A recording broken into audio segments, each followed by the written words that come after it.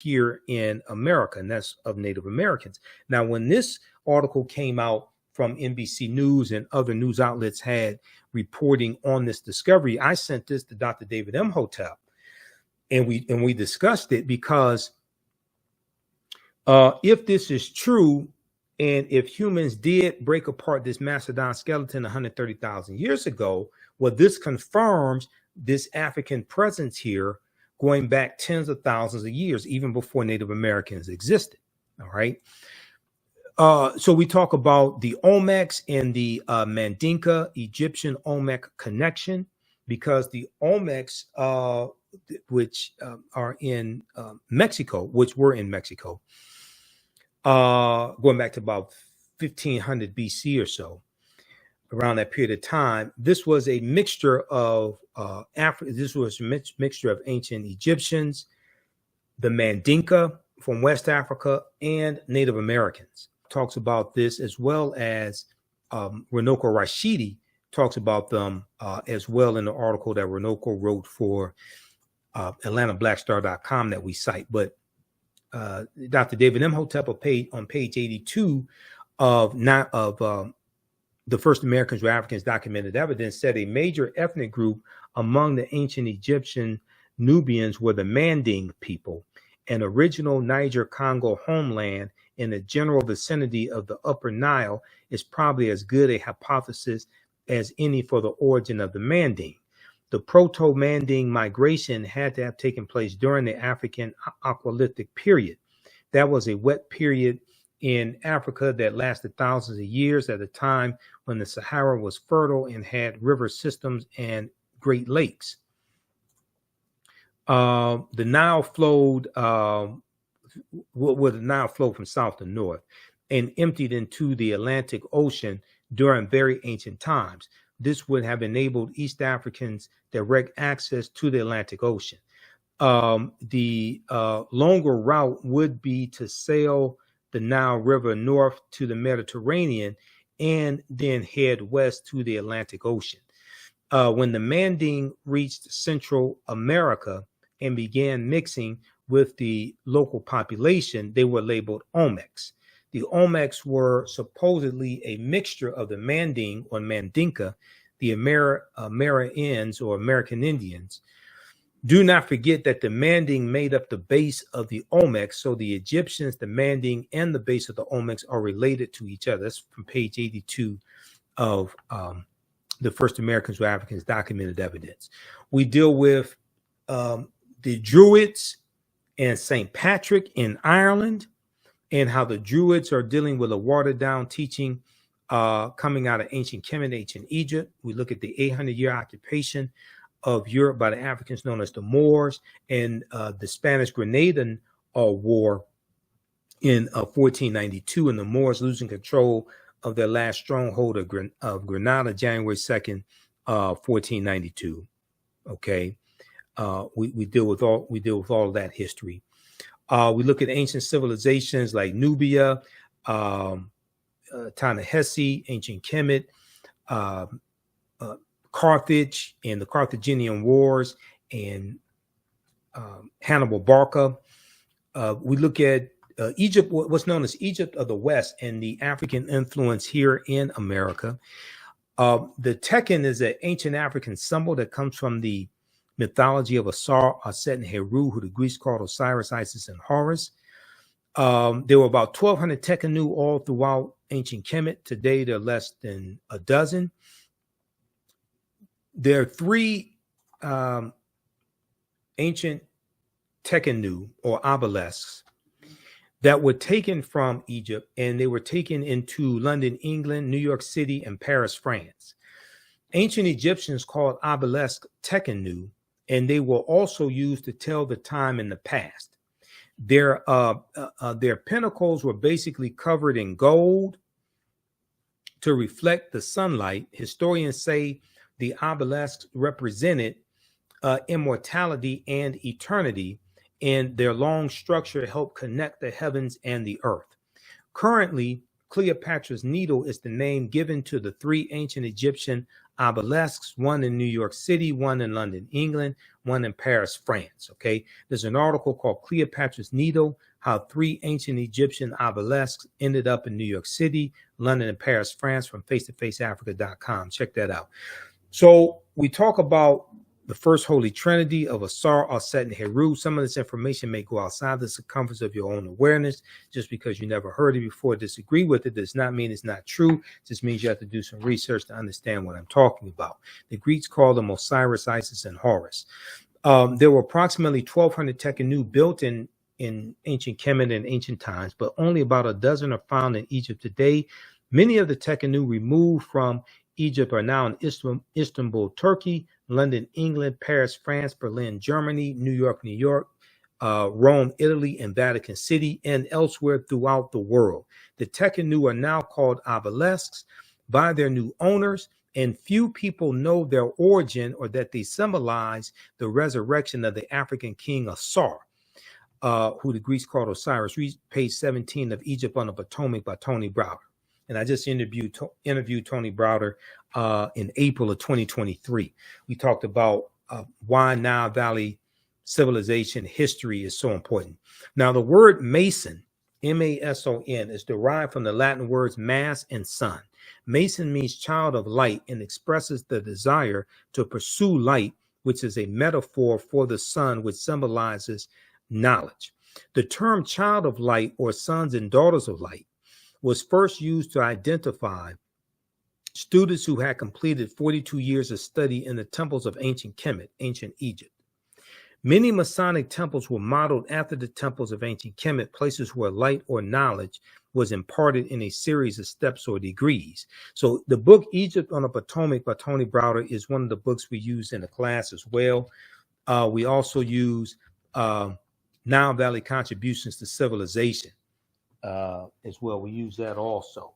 Okay, Nile Valley Contributions to Civilization, Egypt on the Potomac. We use one of Renoko Rashidi's books, Black Star, The African Presence in Early Europe. So you don't have to buy any of these books. We show you the text right on the screen, okay, for most of these books. You can get them for your own personal library if you want to, but you don't have to feel the need to purchase the books just to follow along in class. All right, now let's continue here. Masonic temples are, so the concept of going to an institution of higher learning and getting your credentials in a series of steps or degrees, that comes out of the Nile Valley region of Africa. That comes out of ancient Kemet in the Nile Valley region of Africa. That comes from us. All right, so oftentimes when I hear people say, well, college is not for me and things like this, I mean, we created the first institutions of higher learning that modern colleges are patterned after and influenced by. And then when we look at the universities that existed in Europe, University of Toledo, University of Barcelona, University of Salamanca in Spain, they're going to be either built by African Moors or heavily influenced by the teachings of the Moors. And a lot of their first professors are going to be African Moors also. Now, Masonic temples are considered houses of light or temples of learning. The term Mason or Child of Light is a direct reference to the highest degree of the Kemetic education system. The 33 degrees of instruction within Freemasonry represent a fraction of the 360 degrees of instruction that comprised the Kemetic system of education. Yet with less than 10% of the wisdom of ancient Kemet, Freemasons have held positions of influence and power throughout the world for over 200 years. Read page 33 of Egypt on the Potomac by Tony Browder. So we deal with going from the virgin Auset, who gives birth to the baby Heru on December 25th, to the worship of the Black Madonna Child, which was worshipped all throughout Europe. The Black Madonna Child was worshipped all throughout Europe. And Probably the European country that has the greatest representation of the Black Madonna Child would be France, with about 300 representations, statues, and paintings of the Black Madonna Child. We look at some of the deities, some of the Neteru coming out of ancient Kemet, Ma'at as well. We look at things like the judgment scene that includes Anpu and Dahuti, also Asar, who sits on the throne of judgment. So we go through and look at history. We look at things like historical figures like Bishop Nicholas, who becomes a saint. And Bishop Nicholas was of African descent. And Bishop Nicholas was the real life inspiration for the secular character of Santa Claus, which comes from the mythological character also of Sinterklaas. Sinterklaas means Saint Nicholas in Dutch, and Sinterklaas we see is worshipped, is revered amongst the Dutch. We see this in Holland and the Netherlands, and there's a celebration of Sinterklaas in the beginning of November, okay, and it goes through December, and they commemorate Sinterklaas along with Zwarte Piet, who was a Moor. Zwarte Piet means Black Pete in Dutch. It commemorates Sinterklaas coming in from Spain on a steamship, a steamboat, with Zwarte Piet, Black Pete. Okay. So this once again also deals with the history of the Moors throughout Europe. We look at why Christmas is celebrated on December 25th, because nowhere in the biblical text does it state that Yeshua, Jesus the Christ, was born on December 25th. We look at the film Black Panther. The film Black Panther deals with African culture, African history, African language, African spiritual systems. And the Panther Deity Bast, who watches over the people of Wakanda, and we know in ancient Kemet, cats were looked at as a protector. Well, the Panther Deity Bast comes from the Nether, or the goddess Bastet, that was worshipped in ancient Egypt, especially during the Second Dynasty around 2890 BCE, before the Common Era. And she was worshipped in the form of a lioness at first, and then later as a cat. She was the goddess of warfare in Lower Kemet, Lower Egypt. And the film Black Panther incorporates 11 different African cultures. We see different African deities represented in the Black Panther comic book and in the nation of Wakanda, the fictitious nation of Wakanda. Now, when we look at Wakandan religion and its tribes, the religion of the Wakandan people first developed during the pilgrimage to the land. In their conflict, the originators, who were the gods of Wakanda, formed from the heroes of humans within the tribe. Ascending to the status of a god, these heroes became the Orisha. Now, the Orisha are the names of the deities in the spiritual system practiced by the Yoruba in present-day Nigeria, and that's the spiritual system of Ifa, okay? So the Orisha, these are emissaries, these are deities, and they're helpers of the supreme being in Ifa, known as Olodumare. But these heroes in Wakanda became known as the Orisha, or Orisha, taking the names of Koku, Thoth, which Thoth was the Greek name for Dahuti, Bast or Bastet, Mojaji, Ptah. Ptah is the creator in ancient Kemet, the Nether that's looked at as the creator, Ptah, and Niami. The Orishas or Orishas origins date back to the ancient Egyptian beings known as the Ennead. Well, Ennead in Greek means 9, and Ennead refers to the original 9 Orisha. Okay, I'm sorry, the original 9 Neteru in ancient Kemet. Now, in addition to the development of these gods, the people of Wakanda became segmented into various cults that worshipped various animal deities of the area. The most famous coats included the Black Panther coat and the white gorilla coat. So Umbaku is from, in the movie, Umbaku is from the white gorilla coat. The 18 tribes, because there are 18 different tribes that make up the people of Wakanda. The 18 tribes in total developed in the country and include the lion coat, crocodile coat, and hyena coat. The Inuit means group of 9 in Greek. In ancient Kemet, they were called the Pesjet. The 9 Neteru were Atum, which was the sun, Atum, or you may see Atin, Shu, which means air, Tefnut, moisture, Geb was earth, and Nut, sky, Asar, who the Greeks called Osiris, Auset, who the Greeks called Isis, Seth, and Nephthys. These were the original 9 Neteru, or the Inuit. Okay.